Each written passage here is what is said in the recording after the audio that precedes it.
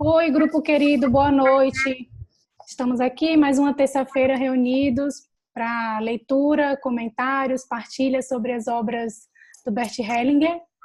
Esse grupo de estudo acontece todas as terças-feiras e depois os encontros são disponibilizados no YouTube. Agora nós estamos fazendo a leitura do livro Ordens do Amor. Hoje vamos iniciar aqui na página 77, no tópico Confiar na Imagem Interior.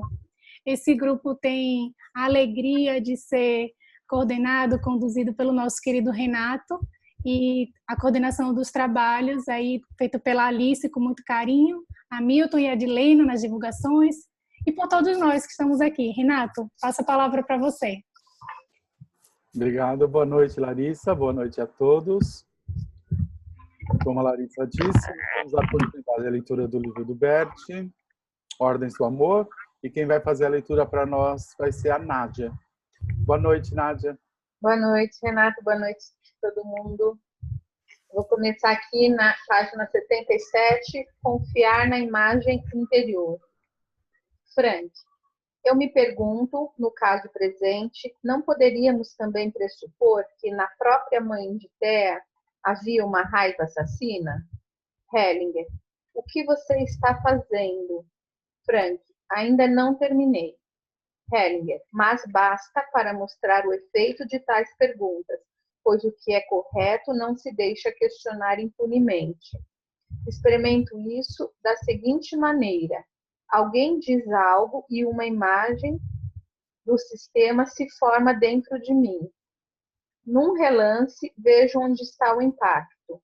Se então duvido e faço uma pergunta hipotética, essa imagem se desvanece. Cada pergunta que você contrapõe à imagem faz com que ela se desvaneça e retira de você e da outra pessoa a força para agir. Entende? Frank, sei disso. Sei que existe algo assim, mas nesse caso eu simplesmente tinha mais essa pergunta. Eu próprio trabalho com essas coisas e me interessa saber se, eventualmente, seria possível encarar dessa forma. Hellinger, não é possível comparar, pois o que aconteceu aqui a gente pode ver. Ao formular uma pergunta genérica, estou apenas imaginando uma situação hipotética, destituída de um impacto real. Se você tivesse um caso concreto e o trouxesse, poderíamos também tratá-lo concretamente. Isso teria força. Caso contrário, a pergunta permanece hipotética e não tem força nenhuma. É ocioso perguntar qual é a aparência de uma montanha quando a temos diante dos olhos. Dagmar, tenho mais uma pergunta. É que a mãe de Thea mora com ela e o pai já morreu. Como é que ela deve comportar-se agora em relação à mãe? Hellinger, se eu responder a essa pergunta, vou tirar força de Thea, pois essa pergunta diz respeito a Thea, e ela já entendeu o que importa. Fazendo essa pergunta, que pertence a ela, você está atraindo a atenção para si, em vez de deixá-la com Thea e valorizando mais o saber do que o agir. Dagmar, mas isso também faz parte do meu questionamento. Hellinger, não. Você se apropriou da pergunta de outra pessoa e isso não se deve fazer. Quando você tiver uma pergunta que seja sua, que diga respeito ao seu próprio agir, eu a responderei. Mas precisa ser uma pergunta concreta. A responsabilidade do terapeuta no trabalho com constelações familiares. Hellinger. Há terapeutas que, em constelações familiares, dizem aos participantes que busquem a solução por si mesmos, de acordo com o próprio sentimento. Dessa maneira, porém, eles não a encontrarão. A solução requer a coragem de encarar a realidade. Essa coragem, via de regra, só um terapeuta a tem, desde que permaneça independente, conheça as ordens que atuam no sistema e concorde com elas. Quando os participantes são entregues a si mesmos, comportam-se como se tivessem conspirado secretamente para manter o problema. O terapeuta não deve agir como se não visse o que vê, nem esconder seu saber por trás de subjuntivos. Caso contrário, engana os participantes e participa de sua conspiração. Quem entendeu as ordens vê a solução. Precisa experimentar um pouco, pois que as tenha encontrado de forma bastante precisa. Porém, via de regra, o essencial fica claro de imediato. No trabalho com constelações familiares, o terapeuta deve manter uma postura puramente fenomenológica. Isso significa que deve expor-se a um contexto obscuro até que subitamente lhe venha a clareza. Quando, ao contrário, somente dispõe de um conceito e a partir dele ou de uma associação pretende encontrar a solução, jamais a encontra. Por meio de deduções, jamais achará a solução. Ela precisa ser encontrada de novo para cada caso. Assim, cada solução é única e irrepetível.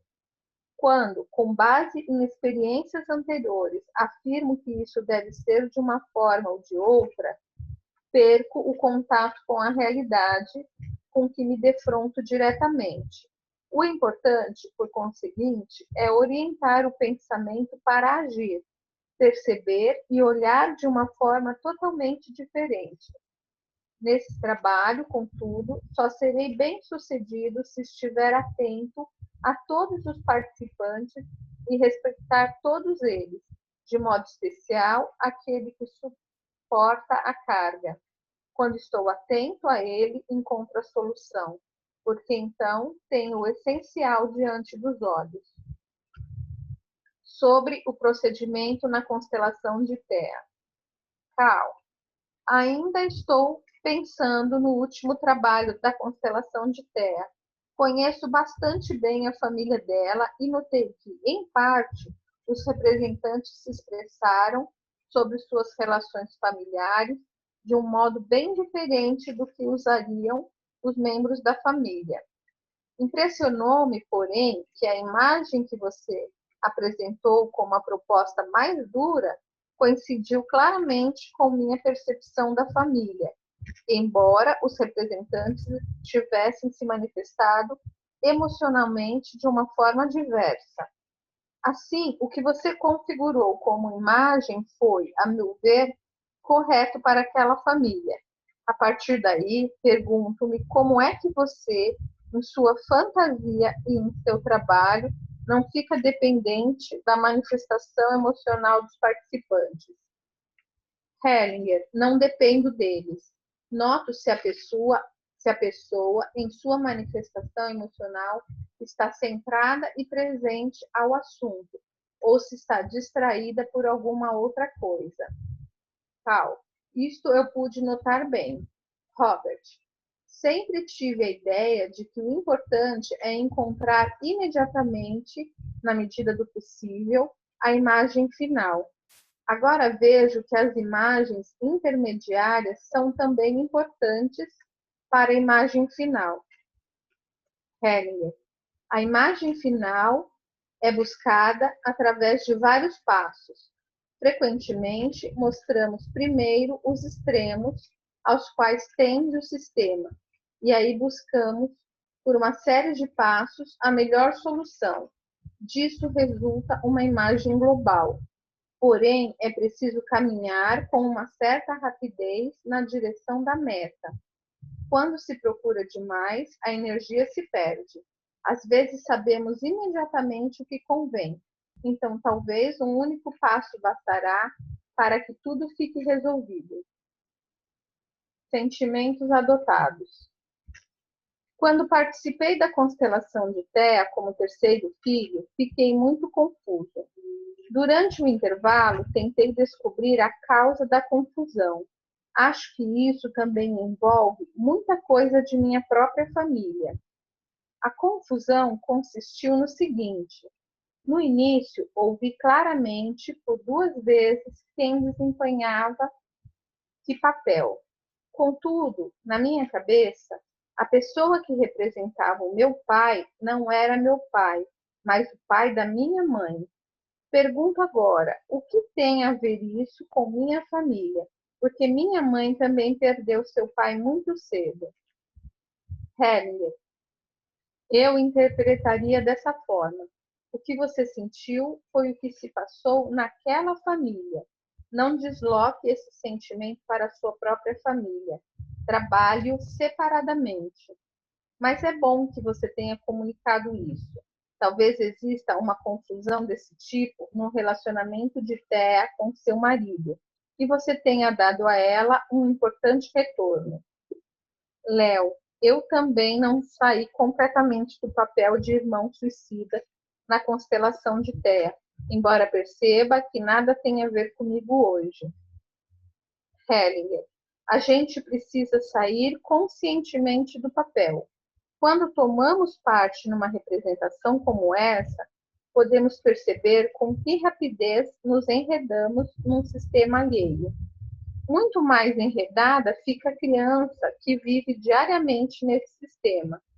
Com que rapidez se emaranha na dinâmica e nos sentimentos que ali prevalecem. Por outro lado, percebemos também como são instáveis e pouco confiáveis nossos sentimentos, que podem mudar totalmente de um passo para outro na constelação familiar. Para o grupo, podemos encerrar esse tema? Hartmut, não. Ameaça de suicídio da mãe. Hartmut, durante toda a minha vida, falando a grosso modo, estive sujeito a ameaças de suicídio por parte do mundo feminino. Estou sendo irônico. Minha mãe, depois do fracasso de seu casamento, sendo eu o filho mais velho, sempre me dizia: qualquer dia vou me matar. Nunca concretizou isso, mas com essa atitude me estressou terrivelmente. Posso lembrar-me disso? Foi realmente horrível. Começou quando eu tinha 13 anos. Hellinger, qual teria sido a solução? Sua mãe ainda vive? Hartmut, sim. Hellinger, continua dizendo isso hoje? Hartmut, não. Agora está tentando prolongar sua vida e a de outros. Hellinger, qual teria sido na época a resposta certa? A resposta libertadora. Eu a dou a você. Para isso estou aqui. Quer ouvi-la? Hartmut, certamente. Hellinger, teria sido a seguinte: querida mamãe, não se preocupe. Na hora certa, farei isso por você. Hellinger para o grupo. Repararam o efeito? Que chances teria a mãe de se suicidar depois disso? E ele também ficaria livre. Por mais estranho que pareça, traz bons resultados. Aqui trabalhamos também com truques, quando são bons. Hartmut, isso se repetiu com minha primeira mulher, mãe dos meus filhos. Hellinger, não quero saber disso agora. Para o grupo, o que ele está fazendo? William, continuando no problema. Hellinger, ele sabe a resposta. Poderia fazer com sua mulher o mesmo que teria feito com sua mãe, mas fica no problema. Johan, essa frase só faz efeito quando ele a planeja como um truque e não acredita que finalmente tenha que cumpri-la. Hellinger, quando ele diz a frase, só pode dizê-la com duplo sentido. E para isso se requer muita força. Dizê-lo a sério é fácil, mas dizer com duplo sentido, de modo que o outro tenha dúvida, é uma arte. Não deixa de ser um truque, mas exige força. Imagine que ele vá até sua mãe e lhe diga isso. Então, os seus joelhos irão tremer. Johan, acho que pode acontecer que, ao dizer a frase, ele pense que realmente precisa cumpri-la, por não experimentá-la como de duplo sentido. Hellinger, minha suspeita é que o próprio Hartmut já pensou seriamente que precisaria fazê-lo, mas nesse caso, a frase também o salvaria. Gertrude: não entendi a frase, por não ter ouvido bem. Pode repeti-la para mim? Hellinger: não, algo assim eu não repito. Hartmut: sinto-me agora amordaçado, pois queria dizer que a segunda. Hellinger: não quero ouvir isso agora, e isso você está percebendo corretamente, e não pode me forçar a isso.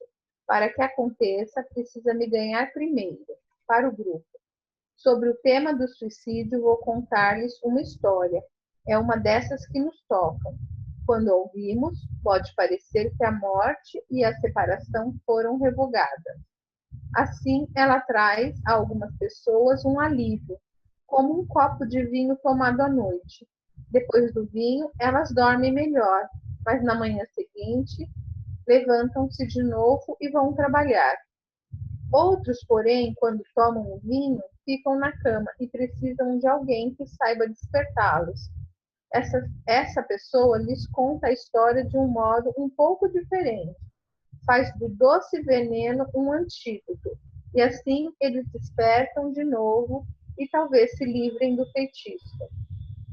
O final. Nádia, só um minutinho. Vamos dar uma pausa.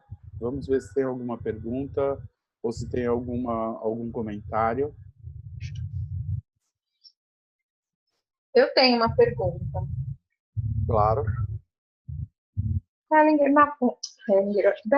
Renato, na página 78, ali a responsabilidade do terapeuta no trabalho com constelações familiares, né? Então, ele fala aqui que, às vezes, né, existem alguns terapeutas que falam para o próprio participante se entregar a si mesmo e buscar a solução. Isso aqui seria mais ou menos a mesma coisa de que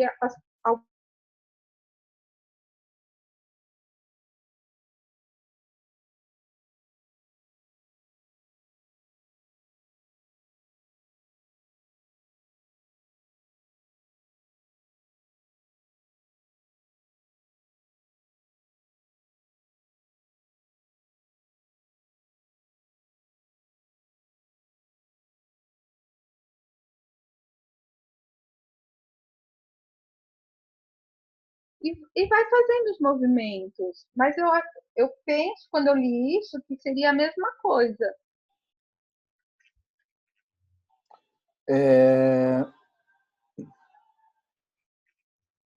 Se autoconstelando, sabe?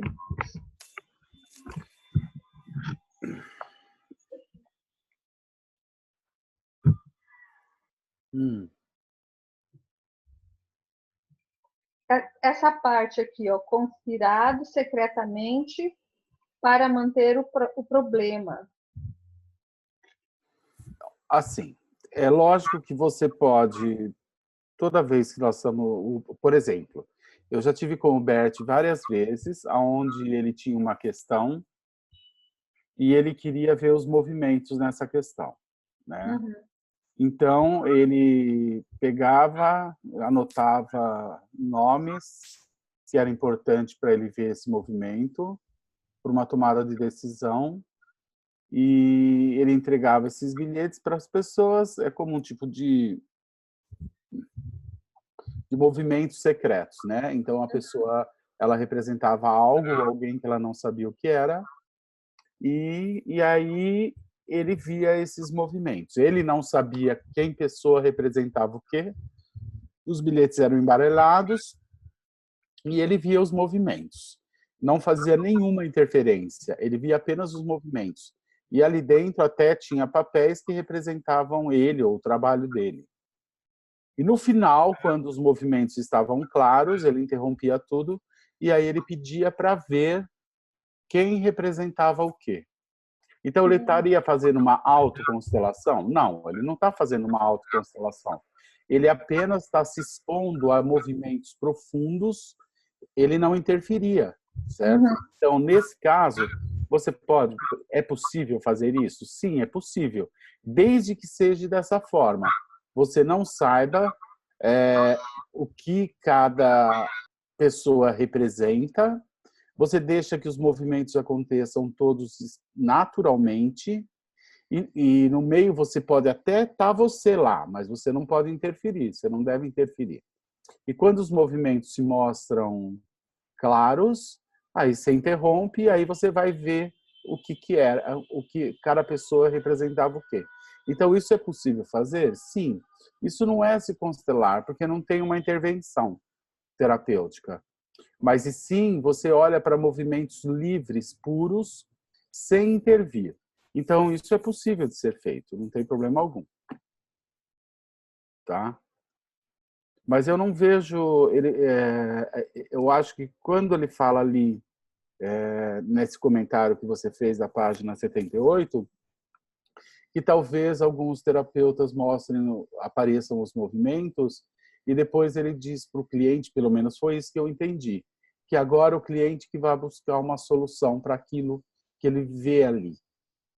Então, o que eu entendo é que isso, que o Bert fala ali, que isso é totalmente inadequado, porque o cliente, ele não tem condição de ver isso. Isso, quem tem essa visão e essa coragem de olhar para isso e expor o cliente a isso é o terapeuta, porque o próprio cliente, ele não tem condição, ele está identificado com a questão. Então, pelo menos foi isso que eu entendi. Então, eu não sei se o que você me perguntou, se eu respondi o que você me perguntou. Agora, se uma pessoa ela quer fazer a sua própria constelação, onde ela põe os representantes e ela intervém nisso, isso pode não ter muita força, porque ela está totalmente comprometida dentro daquilo. Tá? Uhum. Então, é como se fosse ou você olha para os movimentos puros sem intervir, ou se você quer constelar algo que vai além dos movimentos e que vai ter intervenção, aí você não pode fazer você mesmo. Entendi. Mas aí numa tomada de decisão, né? Isso não sempre... uma constelação, por exemplo, a sua relação com a sua mãe. Isso não. Isso, exatamente, exatamente. Aí é só numa tomada de decisão para você ver os movimentos puros, sem intervir. Tá. Obrigada, Renata. Imagina. Mais alguma pergunta, Larissa, ou mais algum comentário?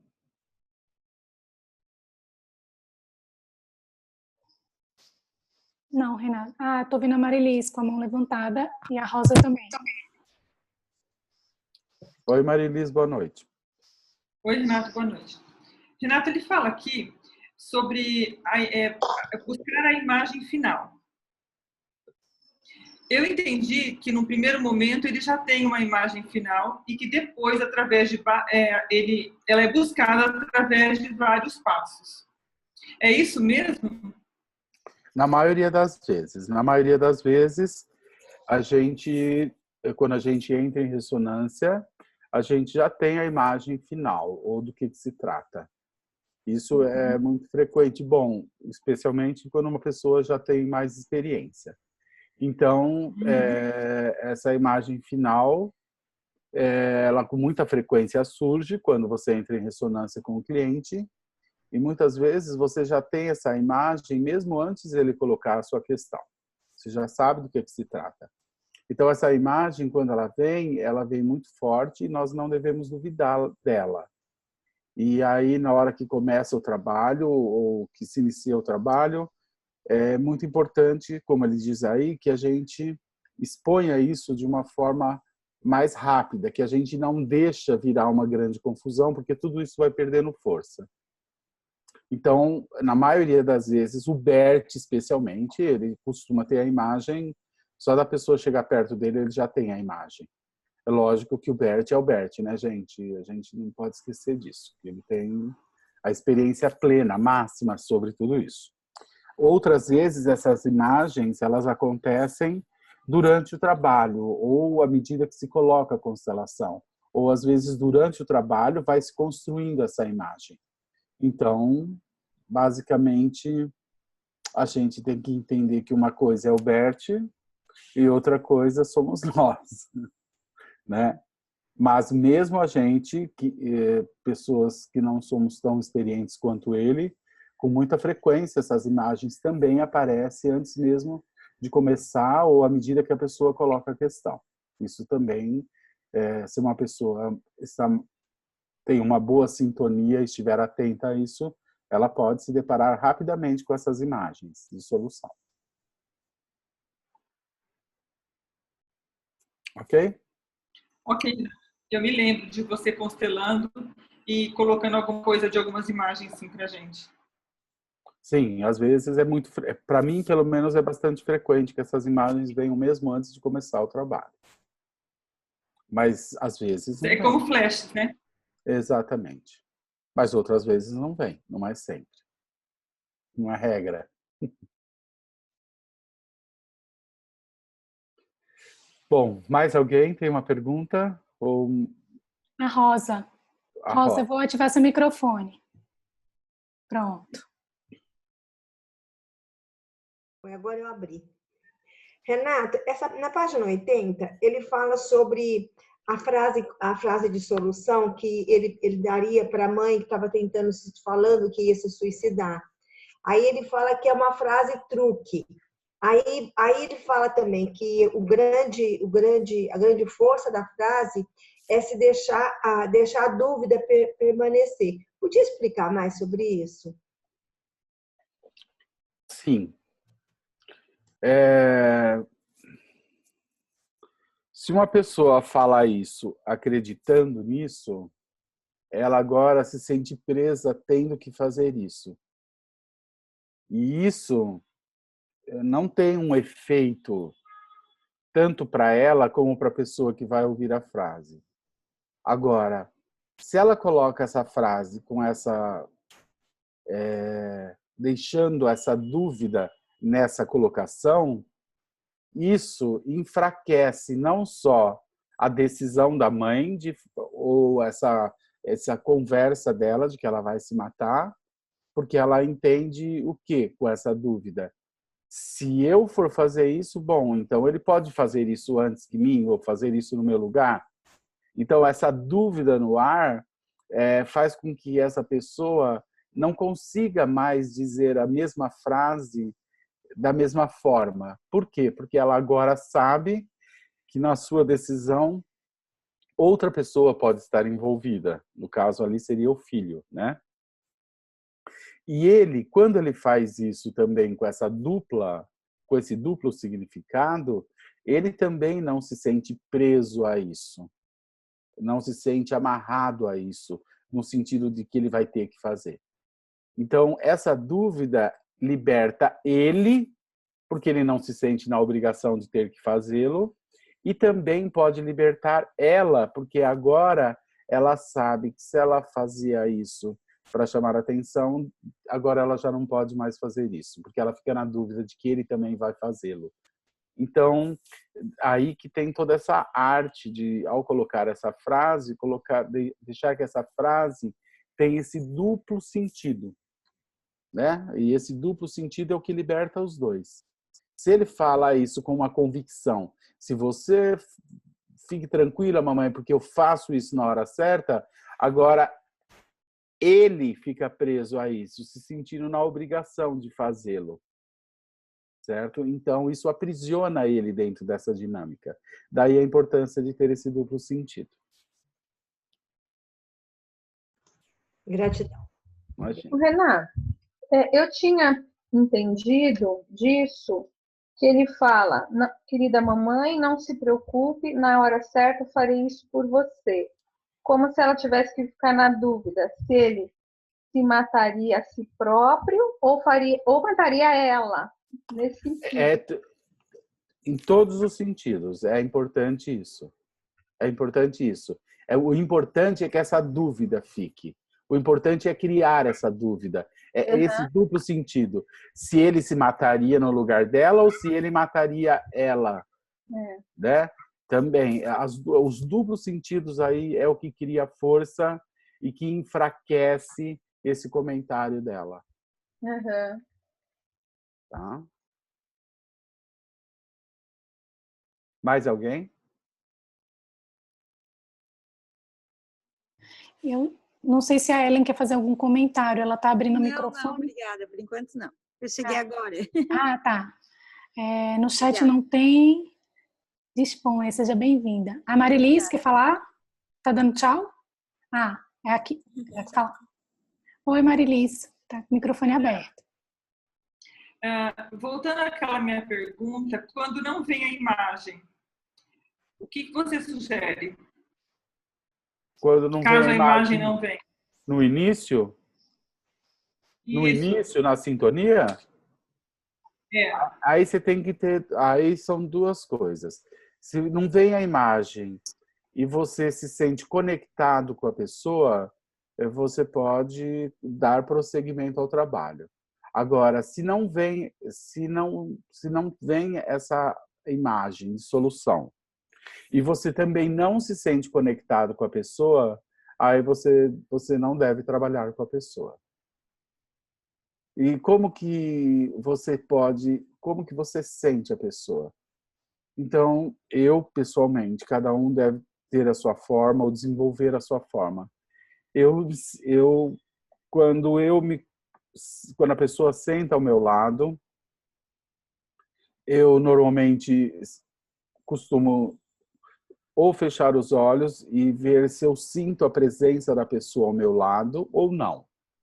Se eu sinto a presença da pessoa ao meu lado, se o meu corpo reage a isso, significa que eu estou conectado a ela. Mas não só eu faço isso, como eu tenho a imagem dos pais, dos avós, da família dela. Então é como se eu olhasse para ela a uma distância de 1 metro, 2 metros à minha direita, e onde ela está, e atrás dela eu vejo a família, e eu simplesmente aguardo se isso me traz uma resposta. Muitas vezes me vem uma resposta. Já me vem a frase, já me vem um caminho, ou já me vem a imagem de solução, a questão. Se a pessoa senta ao meu lado e é como se tivesse um vazio ao meu lado, eu não sentisse a presença dessa pessoa ao meu lado, normalmente eu não constelo. Eu já interrompo aí e eu não constelo a pessoa. Muitas vezes a pessoa está tão desconectada da sua alma que não adianta você querer ir adiante se você não consegue, mesmo com a pessoa ao seu lado, se conectar com a pessoa. Então, é muito importante essa sintonia, é muito importante que você sinta essa conexão com a pessoa, que exista um sim dentro de você, tanto para ouvir a questão, ou tanto para você fazer ou dizer algo. Porque, às vezes, não vem esse sim. E não só não vem um sim, como vem imediatamente um não, ou uma desconexão. É como se a pessoa não estivesse ali do lado. Esses dias mesmo, eu tive ao constelar uma pessoa, a pessoa sentou ao meu lado e eu punha a imagem dela e da família, não me vinham as imagens, eu tentava sentir ela ao meu lado, eu não sentia a presença dela, eu tive que interromper o trabalho antes mesmo que ela fizesse uma questão. E aí depois a gente viu que ela estava ali numa forma puramente racional, totalmente desconectada de qualquer sentimento, como se ela estivesse ali por uma curiosidade. Depois, isso em outras conversas, isso ficou claro. Então, você vê que não constelar essa pessoa foi o bom trabalho que foi feito para ela naquele momento. É que é de cara frustrá-la. Mas cada um tem que desenvolver a sua forma de perceber, de entrar em sintonia. Tá? Mais alguém?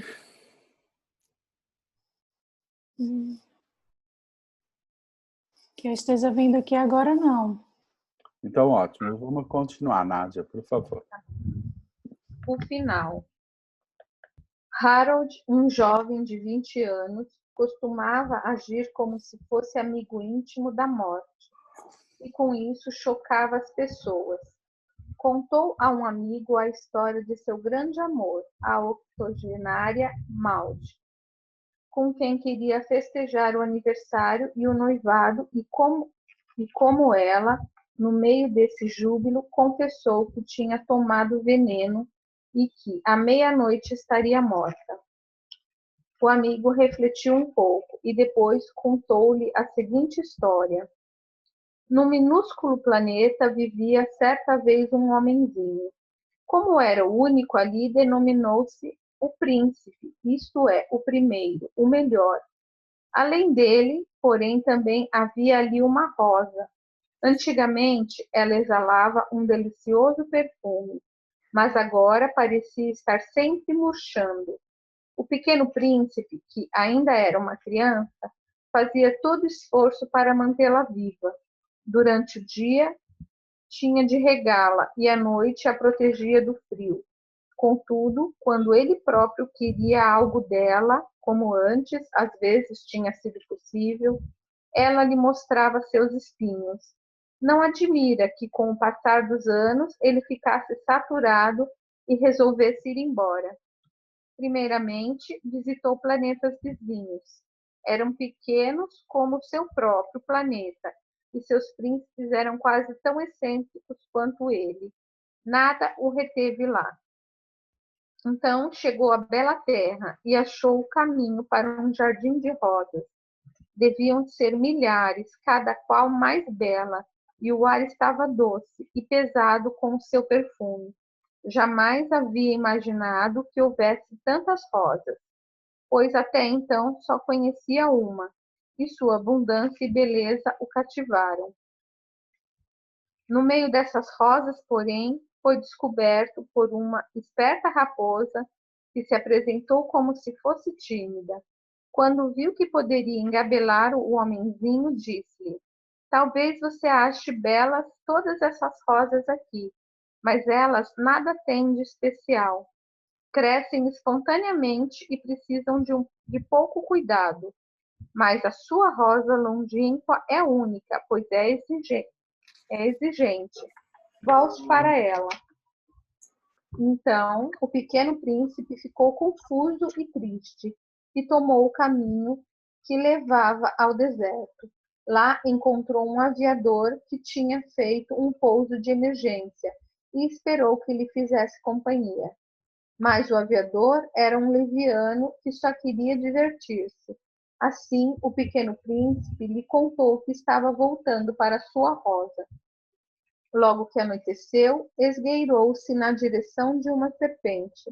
Fingiu que queria pisá-la e então ela o picou. Ele estremeceu e depois ficou imóvel. Assim morreu. Na manhã seguinte, o aviador achou seu cadáver. Espertalhão, pensou ele, e sepultou seus restos na areia. Harold, assim se soube mais tarde, esteve ausente no funeral de Maud. Em lugar disso, pela primeira vez, depois de muitos anos, colocou rosas no túmulo de seu pai. Talvez se deva acrescentar que muitos que guardaram no coração a história do Pequeno Príncipe de Saint-Exupéry gostam de brincar com a ideia do suicídio e às vezes também o cometem.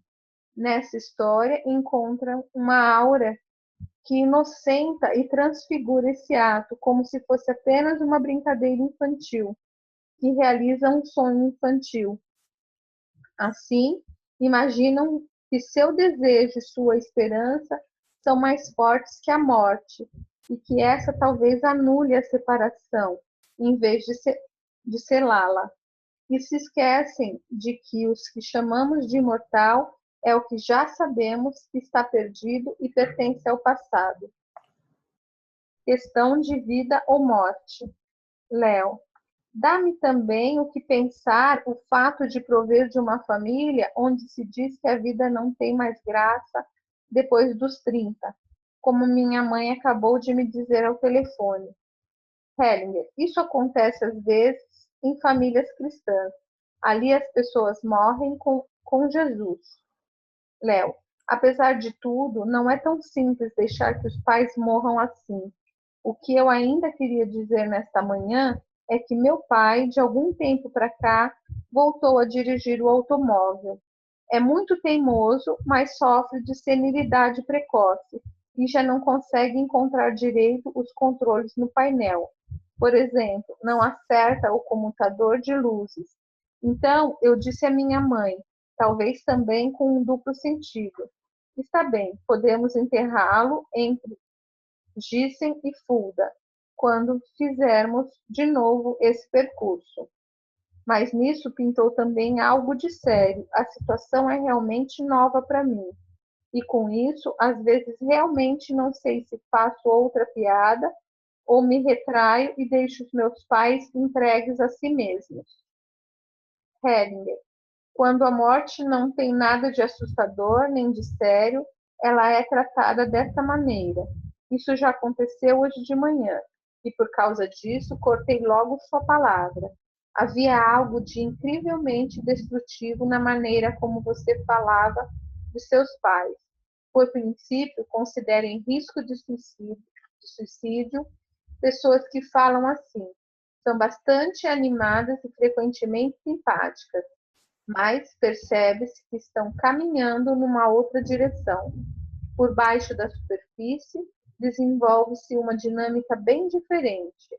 Esse modo de falar mostra que algo de assustador está se desenvolvendo nesse sistema, e essa impressão foi reforçada pelo que você acabou de dizer. Agora você ficou sério. Está notando a diferença em relação a hoje de manhã? Percebe como está sério e centrado? Para o grupo. É importante que o terapeuta não permite esse escape para a brincadeira em coisas sérias. Ele deve imediatamente reconduzir o grupo à seriedade, pois é uma questão de vida ou de morte. Léo, mas nesta manhã não tive a intenção de fazer brincadeira. Ri. Hellinger para o grupo. Estão vendo? Está aí de novo. Ele acaba de demonstrá-lo, para que possamos ver. Estão percebendo? É isso mesmo, e é algo bem perigoso. Tais pessoas eu logo considero em risco. Elas tramam algo e talvez não estejam absolutamente conscientes do que seja. É como se uma força estranha as impelisse. Paralelo. Você também não consegue resistir ao riso. Ele o impele. É preciso buscar as raízes disso. Aconteceu algo de especial na família de seus pais? Léo. O pai da minha mãe era mineiro e morreu muito cedo de silicose. Hellinger. Quando um filho assim chega à idade do pai, prematuramente falecido, frequentemente julga que não tem o direito de viver mais, ou até mesmo deseja seguir o pai na morte. Se os filhos percebem ou supõem haver essa tendência na mãe, um deles quer morrer no lugar dela. Esse filho ri quando pensa na morte. O túmulo. Útero. Estou muito envolvida com o que você disse na última meia hora. Estou agitada. Isso tem algo a ver com culpa e suicídio, mas não sei dizer exatamente. Tem a ver também com essa reverência profunda diante da minha mãe, que algo está me impedindo de fazer, mas não sei o que é. Hellinger, a reverência tiraria você do túmulo. Mais alguma coisa? Uti, não sei dizer. Fico triste que você me diga uma frase assim. Não sei até que ponto está certa. Só posso dizer que me entristece. Seguramente é porque tem algo a ver com a morte.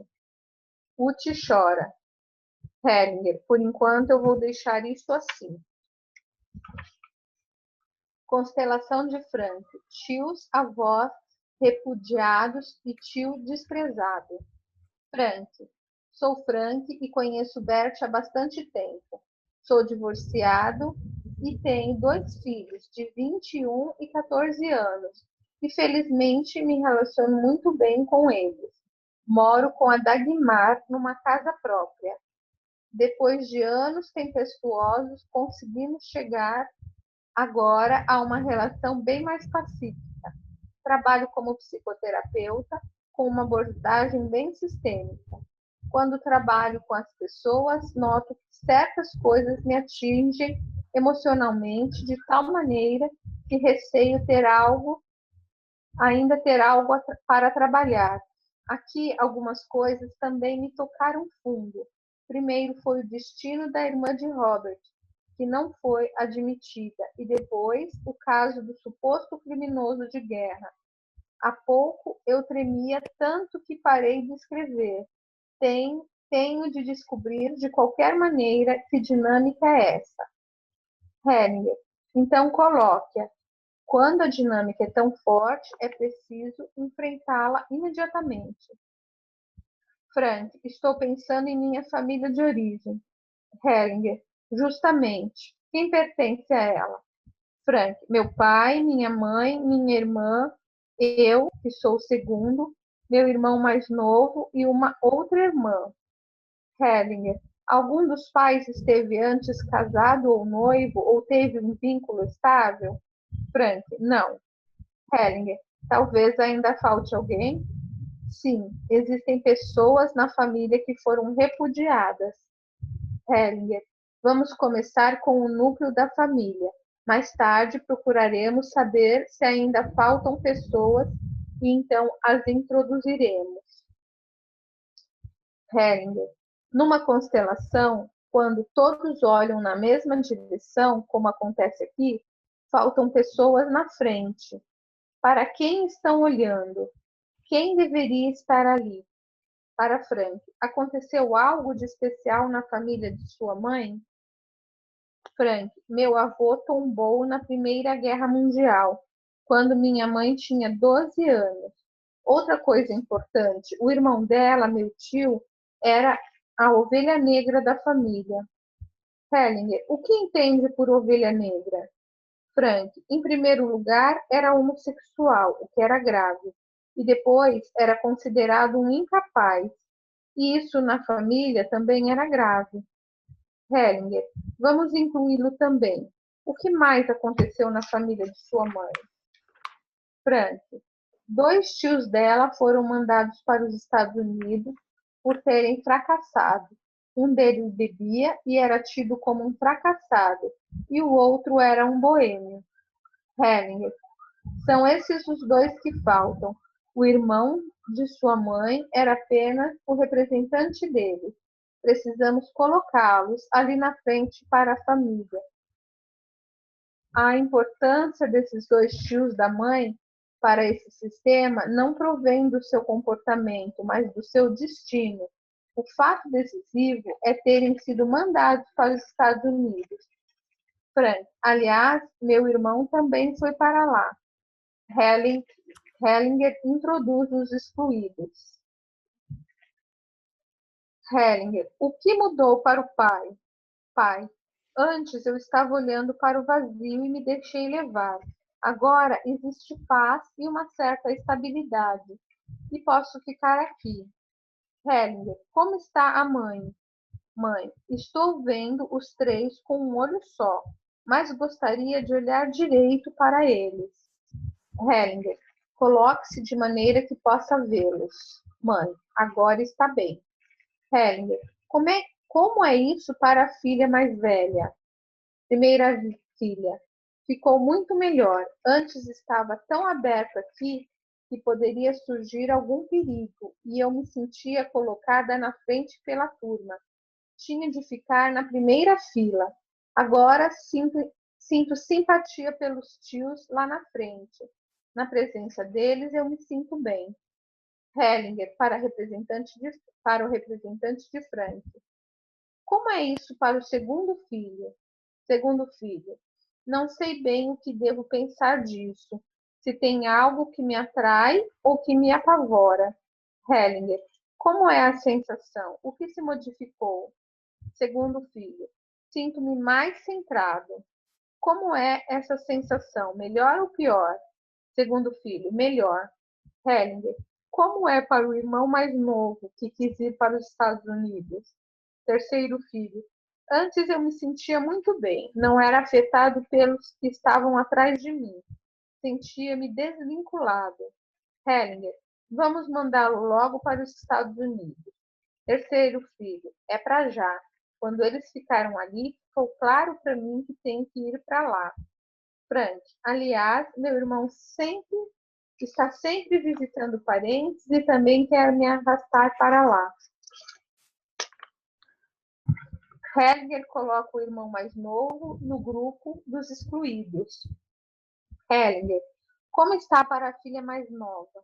Quarta filha, estou contente porque tem alguém lá na frente. Eu estava achando horrível, porque estava absolutamente sem contato com a família atrás de mim. Sentia-me bastante perdida. Agora estou contente porque tem algumas pessoas lá na frente. Sinto-me um tanto espremida aqui no meio, mas dá para aguentar. Hellinger, este é apenas o ponto de partida. A partir daqui, vamos mais longe. Hellinger para Frank. Existe algo de especial na família do seu pai? Frank, meu pai era nazista. Eu nunca soube ao certo o que ele realmente fez, mas deve ter sido figura importante, porque não o mobilizaram. Hellinger, ele esteve internado depois da guerra? Frank, foi internado e espumou e esbravejou durante anos contra a injustiça que fizeram a ele e à Alemanha.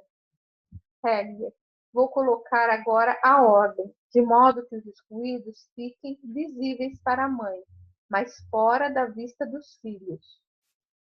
Como está a mãe? Mãe, sinto-me bem aqui ao lado do meu marido. Hellinger, como está o pai? Pai, tenho também muito melhor do que antes. Hellinger, como estão os filhos? Todos, bem. Hellinger para Frank.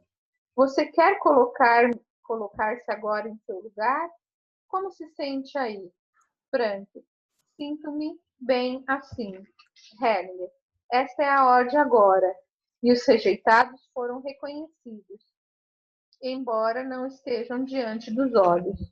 Frank, o que absolutamente não me agrada é que meu tio homossexual fique junto com os outros excluídos. Hellinger, uma pessoa se torna homossexual entre outras razões, se precisa representar pessoas excluídas como más. E isso é bem típico no caso presente. É um destino pesado, no qual você não pode interferir. Frank, sim, talvez também seria bom que tivéssemos o olhar livre para o futuro. Hellinger, posso mostrar-lhe como se olha para o futuro?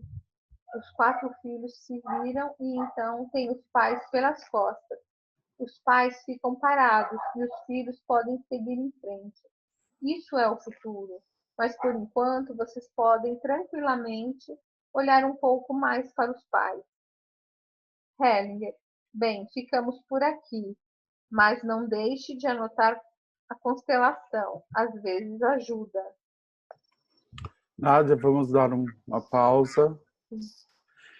Vamos ver se existem comentários ou perguntas. Sim, Renato. Tem uma pergunta aqui da Alice no chat. A Alice falou assim: Renato, que tipo de riso pode se identificar o desejo de suicídio ou algo grave no sistema, para cujo tema Hellinger contou a história do Pequeno Príncipe? Quando a pessoa ela fala de algo muito grave, muito sério, sorrindo. Esse é um tipo de riso muito perigoso. Então, ele conta essa história em função do cara falar que o pai podia morrer porque já estava muito velho e insistia em dirigir, e ele fez aquele comentário com o pai com um certo sorriso, com um certo sarcasmo. Então, daí ele fala da importância de levar a sério o que existe por trás desse riso, né? Então, quando uma pessoa fala de uma situação muito dramática, sorrindo, aí tem algo muito perigoso por trás que está se construindo. Hoje mesmo eu atendi uma pessoa pela primeira vez e ele chegou super agitado e querendo me contar a história dele. Aí ele começou a me contar a história dele sorrindo, e ele só inspirava. Ele fazia assim, e contava a história e sorria. E qual história que ele me contou? Ele começou me dizendo assim, bom, eu perdi uma filha de 10 meses fazem 2 meses. E falava isso rindo. E ela morreu, ele é judeu, ela morreu pelo ano judaico exatamente 1 ano depois que meu pai também morreu, quando eu tinha 15 anos. Eu falei, e o que aconteceu com seu pai? Ele disse, meu pai um dia saiu de casa e no outro dia foi encontrado o corpo dele e não se sabe se ele foi morto por isso, por aquilo e por aquilo outro. Eu não vou entrar em detalhes porque são coisas pessoais. Então, o seu pai foi assassinado. Sim, meu pai foi assassinado. E nós nunca fomos atrás disso. E falei, e o que aconteceu com a sua filha? Nada. A gente foi dormir num sábado, a primeira vez que ela ficou sentada, ela tinha 10 meses, e no outro dia nós acordamos, achamos estranho que ela não tinha levantado, e quando eu fui lá, ela já estava morta. E ele falava tudo isso contando totalmente desconectado e sorrindo. A filha tinha morrido fazia 1 mês e meio, uma filha de 10 meses de idade. E então, eu falei, e você está aqui fazendo o quê? O que você quer de mim? Eu estou aqui porque me indicaram e você, e falaram que talvez você possa me ajudar, mas eu me sinto bem. Eu acho que eu estou bem. A minha esposa acho que está pior que eu, mas eu me sinto bem. Então, quando você se depara com um caso como esse, você vê que existe algo muito sério, muito grave por trás disso tudo. O menino, ele se congelou quando o pai morreu, né?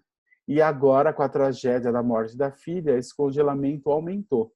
Então, ele falava ele veio buscar ajuda por algo que ele nem sabia o que ele queria, mas por trás disso existia uma tragédia, várias tragédias na família. Então, nós estamos diante de um caso muito grave. Ele só ficou sério no momento que ele disse, e ele é judeu, com o quepá, veio na consulta com o filhinho, sabe, um judeu muito praticante. E ele disse, eu às vezes fico revoltado e ando brigando muito com Deus, acho uma injustiça tudo isso que está acontecendo, e eu nunca achei que eu precisava de ajuda, mas eu tenho que confessar que na última semana tem algo acontecendo comigo que eu percebo que está me assustando. Eu disse, você já não está mais conseguindo manter essa força, né? Ele falou, tem alguma coisa acontecendo dentro de mim que eu não estou entendendo. Eu falei, você nem ainda entrou no luto da sua filha. Luto? Ele falou, luto? Imagina, na morte do meu pai, as pessoas vinham e eu estava sorrindo. Na morte da minha filha, passaram mais de 300 pessoas lá nas rezas que eles fazem, e eu recebia todo mundo sorrindo. Eu falei, e é assim que você conta essas histórias de tragédia para mim, sorrindo. Você está pondo em risco não só a sua vida, mas você está pondo em risco a vida do seu outro filho de 3 anos. Ele levou um susto, ficou sério. E aí eu perguntei a ele, o que você quer de mim? Ele falou, eu não tinha pensado nisso. Mas com tudo isso que você me diz, parece que eu estou precisando muito mais de ajuda do que eu imaginava. Então eu disse a ele, ok, nós vamos parar por aqui e você vai sentir se você realmente quer ajuda. Porque eu sinto que você está correndo risco e está não só correndo risco, como está pondo em risco o seu filho. Mas é um direito seu. Eu não quero que você me dê uma resposta. Você vai embora e você vê o que você quer fazer. E mandei a pessoa embora. Então, assim, atrás desse riso, falando de uma situação muito dramática, e a pessoa falando, sorrindo, se está se construindo novas tragédias. Está se construindo algo muito sério e muito grave, que no caso vai colocar em risco quem? Que é a pessoa mais inocente e desprotegida nisso tudo. O filho mais velho, que só tem 3 anos. Então eu percebi que ele saiu daqui profundamente tocado, já não conseguia mais rir, e agora ele estava percebendo que existia algo muito sério acontecendo ali com ele e com toda a família. Então, na verdade, quando eu confrontei ele com esse sorriso, eu falei: você me fala sobre tudo isso sorrindo, como se nada disso tivesse a ver com você? Ou seja, quando eu confrontei ele com essa risada, eu coloquei ele em contato com esse algo muito sério que estava acontecendo por baixo disso tudo e que ele não percebia. E aí ele não pôde mais ir embora sorrindo. Ele foi embora sério e alguma coisa muito séria ia acontecer e se desenvolver a partir de então. Mas eu, ao invés de querer ajudá-lo na hora, no sentido nós precisamos fazer alguma coisa, eu disse: existe algo que pode ser feito, mas isso só será possível se você tiver coragem de encarar de forma séria todas essas tragédias na sua vida. E mandei ele embora. Então, assim, é disso que o Bert está falando. Muitas vezes uma pessoa ela faz comentários sobre algo muito sério com uma risada, um sarcasmo. E por trás disso esconde algo muito sério, muito grave. Mas que nem a própria pessoa tem consciência disso. Então, tanto é que a hora que o Bert falou isso para essa pessoa, ele mostra na sequência. Então, veja como agora você está sério. Veja, percebe a diferença de agora para o comentário anterior. Aí o cara dá risada e fala: mas de manhã eu não estava... Como que ele falou? Ele fez um comentário e deu risada do comentário. E aí o Bert pegou ele novamente. Você vê como você não leva a sério? Você está rindo novamente. Então, é sobre isso que o Bert fala. Quando uma pessoa lida com um assunto super sério de uma forma, com um sorriso ou com sarcasmo, atrás disso se esconde algo muito grave.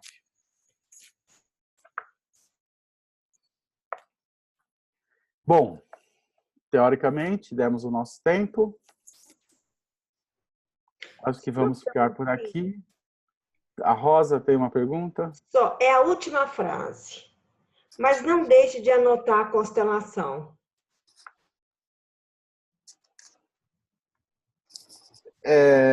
O que ele quis dizer com isso?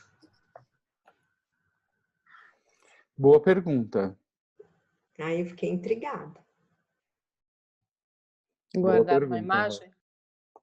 Talvez, nesse contexto, parece, talvez mais para frente ele fale mais alguma coisa, mas nesse contexto parece que no sentido de que era importante ele anotar a constelação para que fixasse a imagem, exatamente isso que a Patrícia passou. Mas aí não fica no mental? É estranho eu ouvir esse comentário aqui. Realmente eu acho muito estranho. Muito estranho. O Bert, hoje em dia, ele não aceita que as pessoas anotem nada quando ele está com ele. Pode ser tradução, será? Pode ser, pode ser. Mas é muito estranho, porque isso não é um comentário que normalmente eu ouço o Bert fazer. Aliás, eu nunca vi ele fazendo esse tipo de comentário. Anote essa constelação, eu nunca vi. Ele pode ter algum erro de tradução, eu acho muito estranho esse comentário, eu não entendo. O Guilherme fez um comentário aqui e eu estava pensando sobre isso. Se talvez não pudesse ser algo da sintonia especial estabelecida ali com aquela pessoa naquele momento, Renato. Pode ser, pode até ser. Mas também pode ser erro de tradução. Eu vou até anotar essa parte aqui também. Pode ser erro de tradução, porque às vezes os livros são traduzidos para o inglês e do inglês para o português. Não sei qual foi o caso desse livro, mas pode ter erro de tradução. Renato, eu tenho uma pergunta, não sei se daria tempo. Vamos ver, se for uma pergunta... na verdade, talvez você possa comentar na semana que vem, o que ele quis dizer na comparação da história do Pequeno Príncipe e essa outra maneira que ele contou a história, eu fiquei super perdida na mensagem, na imagem que ele queria passar.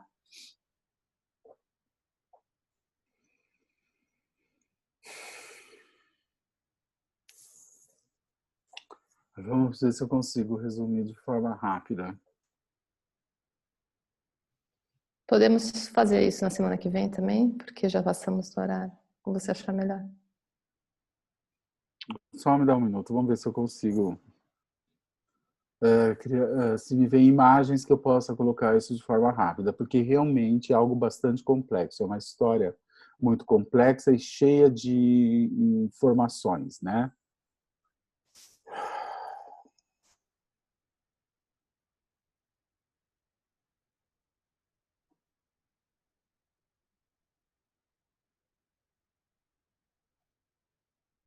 Eu acho que vai ser melhor a gente retomar isso na próxima, porque é uma história muito complexa, não dá para responder isso em 2 minutos. É que eu imaginei. Tá passando quase 10 minutos do nosso horário. Ok. Então a gente pode rever isso no próximo encontro. Ok. Ok? Ok. Bom, vamos ficar por aqui. Quero agradecer a Nádia pela leitura, a todos que fizeram as perguntas. Muito obrigado a todos. Devolvo a palavra a Larissa. Boa noite a todos. Renato, muita gratidão. Obrigada, pessoal. Nos vemos na próxima terça. Beijos. Obrigada, beijos.